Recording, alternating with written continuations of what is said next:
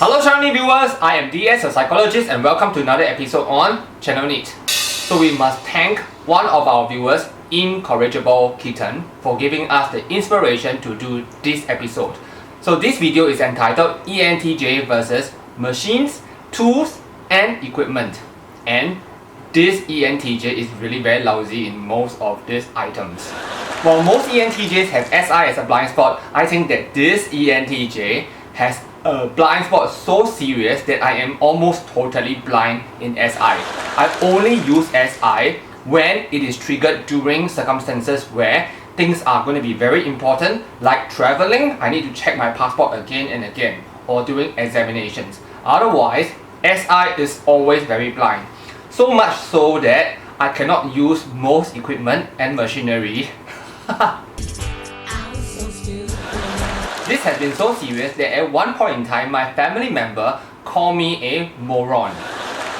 Can't even use normal equipment and tools. So in this episode, I'm going to talk about my relationship with machines, tools and equipment.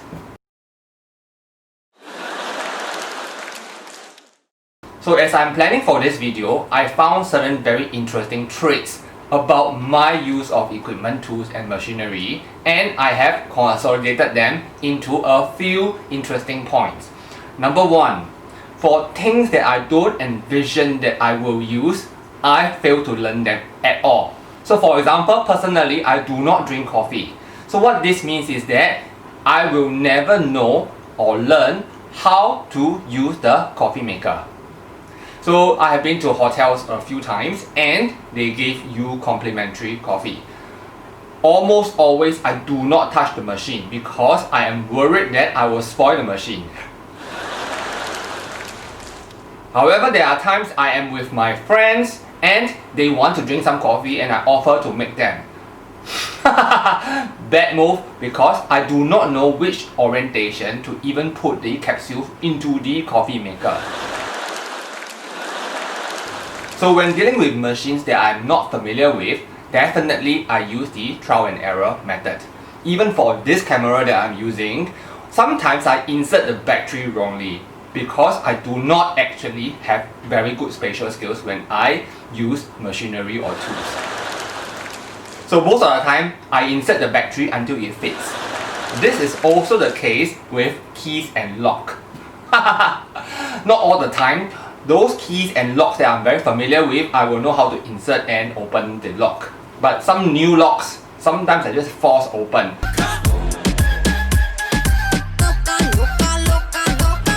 So as spoken, I have difficulty learning tools and equipment that I will never get to use because deep inside my brain is sort of already ingrained. This is not efficient use of my brain. I don't need to know this. So something is just blocking this learning how to use this equipment. So another tool that I can think of is the one that you use to open the wine bottle, the cork opener, do you call it? So someone in my house knows how to use the tool to uncork the wine bottles. So if we have new wine bottles, someone can do it. So somehow I never got to learn how to use that tool.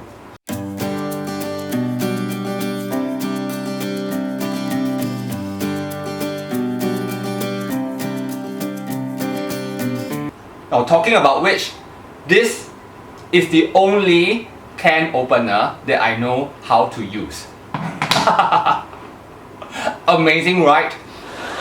Well, there are a lot of different types of can opener. So I learned how to use this intuitively because there was once I was really hungry and I was the only one available to cook for myself. So I decided that okay, I need to learn how to use a can opener and I picked this. And intuitively I know how to use it. There are a lot of other can openers, right? Inside my drawer, I totally do not know how to use them. I tried, it just doesn't work. So I presume that in my brain there's this mechanism that tells me that one is good enough already, just learn one. That's efficient use of my brain.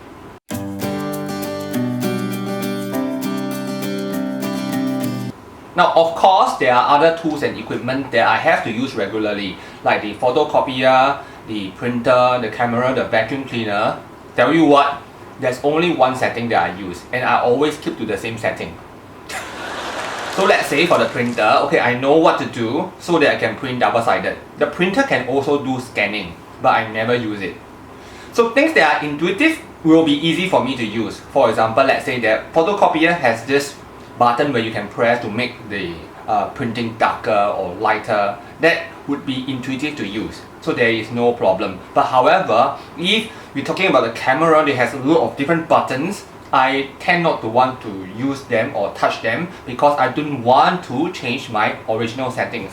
Even the tripod that I'm using now, I have already fixed it in such a way I do not like to change it to go up and down to try different angles because of SI blind spot.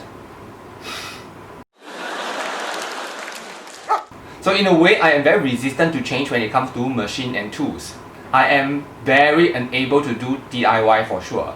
So very curiously, this resistance to change could be seen as an SI trait, but actually this is due to SI blind spot. I just cannot handle machines. So I tend not to change the setting and use the one that I am familiar with. So what happens if accidentally I change the settings myself? It has happened. So for example, in Premiere Pro, where I use for editing, a lot of times the settings have been changed accidentally. So what I do is, I try to see if I can undo. So there's the undo button, or let's say in this case the camera, if I have accidentally changed the settings, I try to see if I could fix it. But I tend not to go too deep because I don't want to make the matters worse.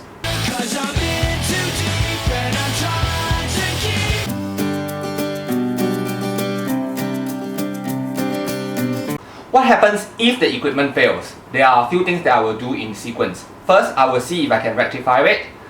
If it is too difficult, I will ask a friend or ask around, or I will ask Google. If it does not work, then I will decide that the most efficient thing to do is to get it repaired. So due to my SI blind spot for machines and tools and equipment, I tend not to choose fanciful equipment. So take for example, vacuum cleaners. Some vacuum cleaners come with a whole set of mini brushes, this kind of brush that can clean the ceiling, you know, that kind of thing. I only use one of the versions. So all the additional tools that come with it, I never use. So let's say you give me a massager, electric massager that comes with 4 different heads, right? If I ever use that massager, there's only one head I will use. I will not experiment with all the different heads. It's just too troublesome for me.